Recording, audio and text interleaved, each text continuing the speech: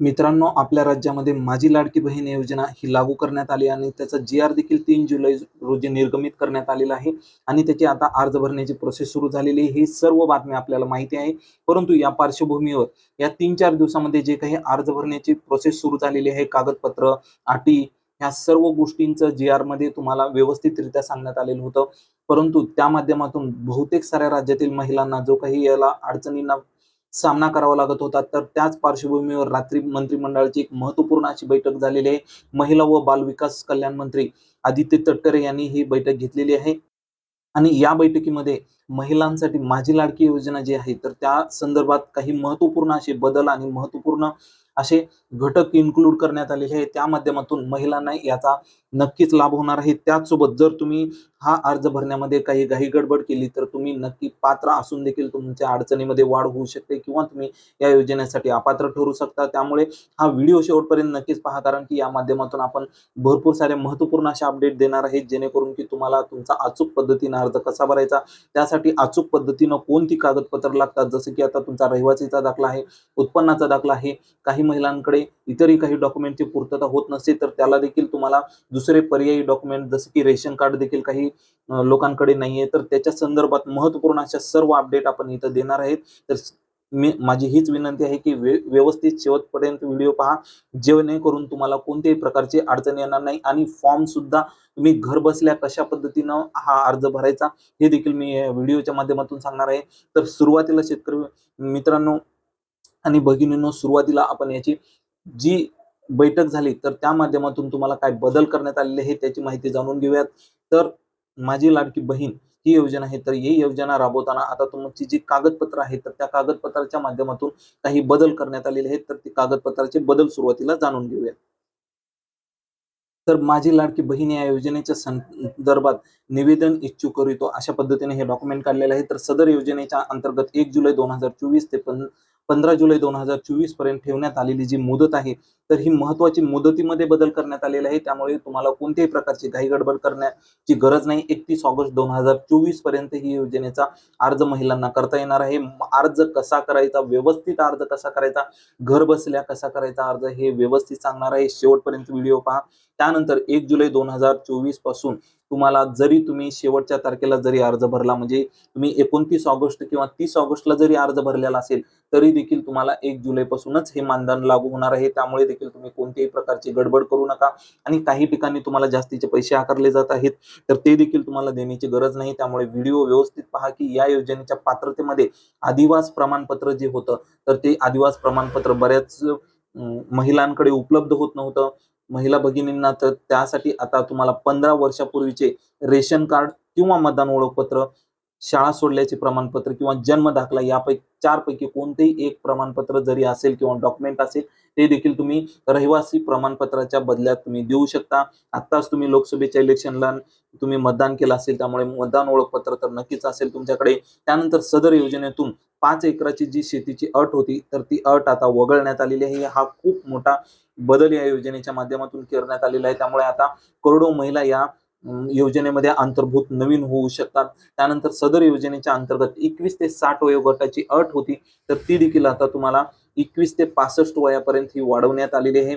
आणि परराज्यात महत्त्वाचं म्हणजे परराज्यात जन्म झालेल्या ज्या काही महिला असतील, परंतु त्यांनी जर महाराष्ट्रातील आदिवासी पुरुषासोबत जर लग्न केलेलं असेल आणि त्यांचा आदिवास महाराष्ट्रात असेल, तर त्यांनी देखील आता जन्म दाखला, शाळा सोडल्याचे प्रमाणपत्र व आदिवास प्रमाणपत्र हे विवाह झालेल्या पुरुषाचे म्हणजे पतीचे हे प्रमाणपत्र तुम्ही तिथं जमा करू शकता. त्याचसोबत जर तुमचा 2.5 लाख उत्पन्नाचा दाखला उपलब्ध होत नसेल, तरी देखील तुम्ही कुटुंबाचे पिवळे रेशन कार्ड किंवा केशरी रेशन कार्ड उपलब्ध असेल, तर त्यांना उत्पन्नाचा दाखला प्रमाणपत्रातून सूट देण्यात येणार आहे.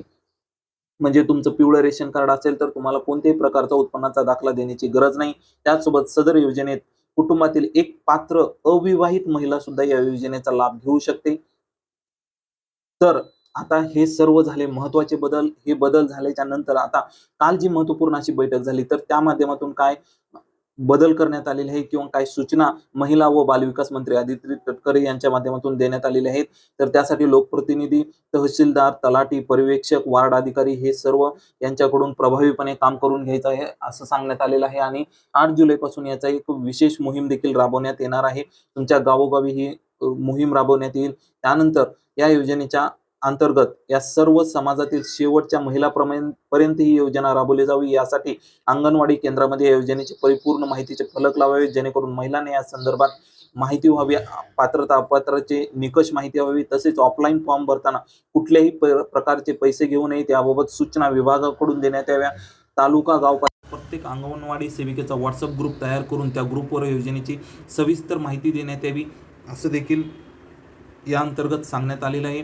त्याचसोबत प्रत्येक अंगणवाडी सेविकेला प्रत्येक फॉर्म मागे 50 रुपये मानधन इथं भेटणार आहे.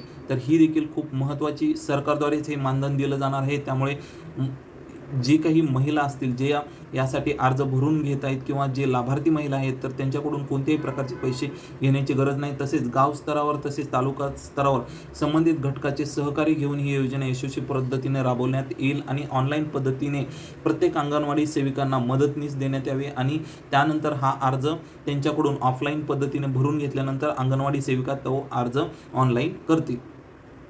तर हा तो ऑफलाईन अर्जाचा नमुना आहे. तर महिला भगिनींना विनंती आहे की हा अर्ज मात्र व्यवस्थित तुम्ही भरून द्या आणि तुमचा अर्ज ऑनलाईन करण्याची जबाबदारी अंगणवाडी सेविकाची आहे. परंतु तरी देखील त्यांनी तो अर्ज ऑनलाईन केला का किंवा व्यवस्थितरित्या तो ऑनलाईन केला का हे तुम्ही व्यवस्थित पडताळून घ्या.